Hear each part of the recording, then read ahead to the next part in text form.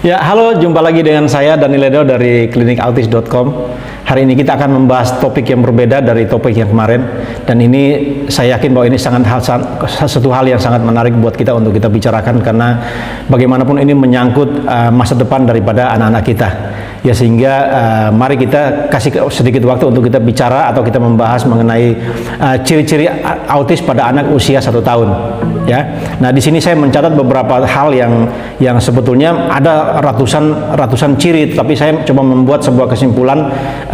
Saya mengambil 10 hal yang kira-kira dapat mewakili ciri-ciri umum daripada anak autis berumur 1 tahun. Yang pertama itu, anak autis itu saya temukan di lapangan itu bahwa mereka ketika mereka usia 1 tahun, mereka anak-anak yang manis. Apa artinya? Mereka tuh nggak terlalu merepotkan. Jadi mereka tuh tidurnya panjang, mereka tuh, ini anak saya nih nggak merepotkan Pak, anak saya ini anak manis gitu. Dia nggak nangis, dia nggak sedih, dia nggak macem-macem, pokoknya dibawa kemana aja dibawa anteng gitu. Nah, dia nggak merepotkan, jadi disebut anak manis. Tapi ini harus waspada, karena ketika nanti begitu tiba-tiba dia nggak bisa ngomong, tiba-tiba dia nggak bisa berinteraksi, baru kita terkejut. Nah, yang kedua itu tidak menunjukkan rasa lapar atau rasa haus. Kenapa? Karena anak-anak begini, mereka biasanya itu dibuatkan rutinitas atau jadwal di mana jam sekian dia harus makan, nanti jam sekian dia harus minum, jam sekian dia harus bangun tidur, semua serba diatur. Sehingga apa? Mereka hidup di dalam satu pola di mana mereka nggak perlu berpikir. Nah, pola-pola seperti ini akan membuat anak akan semakin hanyut atau masuk di dalam dunianya sendiri. Sehingga ini butuh sebuah treatment khusus untuk bisa kita melakukan schedule atau jadwal-jadwal untuk menarik dia keluar dari dunianya gitu. Nah, yang ketiga itu tidak mampu berbicara minimal 1 sampai 5 kata. Padahal anak usia 1 tahun kan, usia 9 bulan tuh biasanya dia udah bisa ngomong beberapa kata. Bisa panggil mama, bisa panggil papa. Biasanya sih manggil mama duluan, papa mah belakangan. Tapi di sini dia biasanya mereka tidak mampu melakukan hal-hal seperti itu. Paling mereka babbling, mama, kata-kata yang nggak bisa dikenali oleh orang-orang di sekelilingnya, bunyi-bunyian yang tidak dapat dikenali, sehingga anak tidak mampu dimengerti oleh orang lain gitu. Kemudian yang keempat itu tidak mampu membedakan orang-orang dekat. Nah, anak umur 1 tahun kan dia harus bisa mengenali mamanya, mengenali papanya, orang-orang yang dekat dengan dia, atau mungkin mbaknya, atau kakeknya, opungnya, kakaknya, adik, dan seterusnya. Tapi dia tidak mampu membedakan orang dekat atau orang jauh. Dan sama siapa aja dia ramah. Mau digendong sama siapa aja dia nggak nolak. Dititipkan sama siapa aja dia nggak keberatan, nggak nangis. Pokoknya anak manis deh. Nah, itu harus waspada. Kemudian dia itu sangat sensitif, atau bahkan dia hiposensitif. Jadi ada 2 jenis, hypersensitif atau hiposensitif. Ketika dia itu menjadi anak yang hypersensitif, maka dia akan kesulitan untuk memakai baju misalnya. Dia sangat sensitif dengan tekstur pakaian tertentu, atau makanan tertentu, atau dengan sentuhan tertentu, atau dengan istilahnya dengan cahaya tertentu, sehingga dia menimbulkan rasa ketidaknyamanan.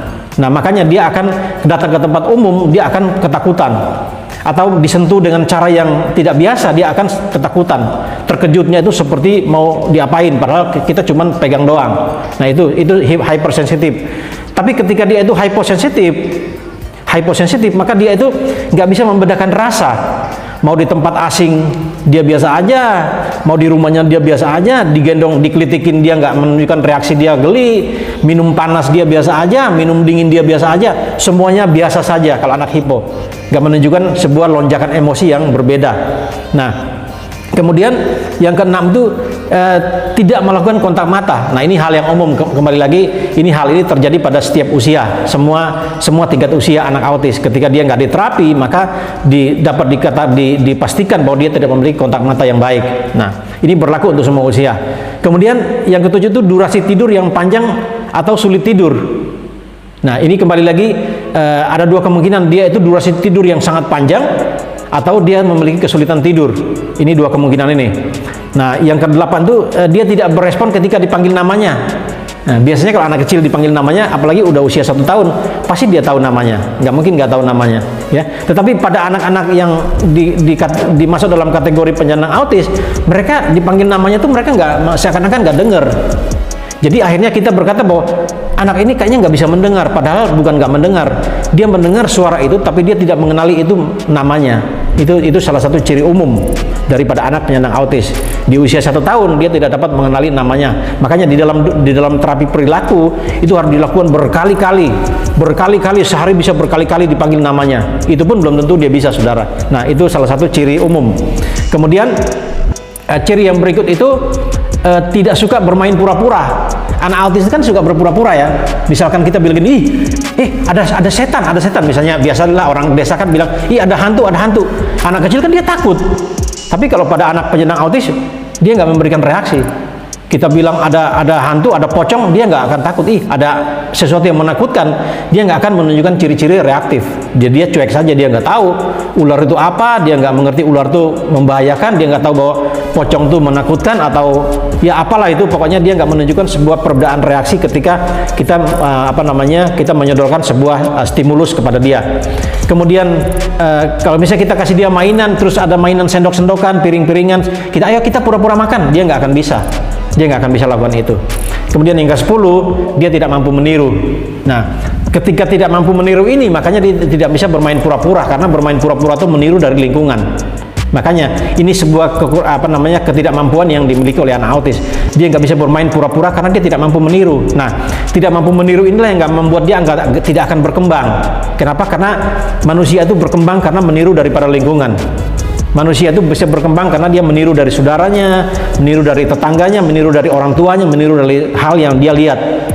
Nah, berbicara pun itu bagian dari meniru. Nah, sehingga karena dia tidak mampu meniru, maka dia tidak berkembang secara normal. Nah, dalam hal inilah kita menganggap mereka bahwa mereka memiliki gangguan perilaku. Nah, gangguan ini dapat diatasi dengan cara diberikan intervensi dini. Nah, akan lebih baik ketika sebelum anak umur 1 tahun sudah bisa terdeteksi dia mengalami gangguan-gangguan seperti ini, maka kita akan lebih mudah untuk membawa mereka untuk mencari bantuan. Karena sedini mungkin bantuan diberikan kepada anak, maka dia akan lebih baik dibanding dia udah usia 3 tahun, 4 tahun baru kita berikan bantuan terapi atau intervensi, maka tidak dikatakan terlambat, tetapi dia akan tidak maksimal. Nah, sehingga saya secara pribadi sebagai praktisi autis menyarankan sebisa mungkin, secepat mungkin bawa mereka, anak-anak itu, kepada orang-orang yang mengerti, minimal psikolog atau dokter, atau paling mudah cari data-data, cari bahan-bahan yang dapat membuat kita memiliki pemahaman tentang autis sehingga kita tidak salah di dalam memberikan bantuan. Nah, untuk kali ini saya pikir cukup bagi kita sebuah pemahaman yang baru mungkin, atau Bapak Ibu, ini bukan hal yang baru, tapi menambah pengetahuan kita di dalam memberikan bantuan kepada anak autis. Segera hubungi kami di klinikautis.com dan saya percaya bahwa kami akan memberikan bantuan yang maksimal bagi Bapak Ibu. Sampai jumpa di video berikut.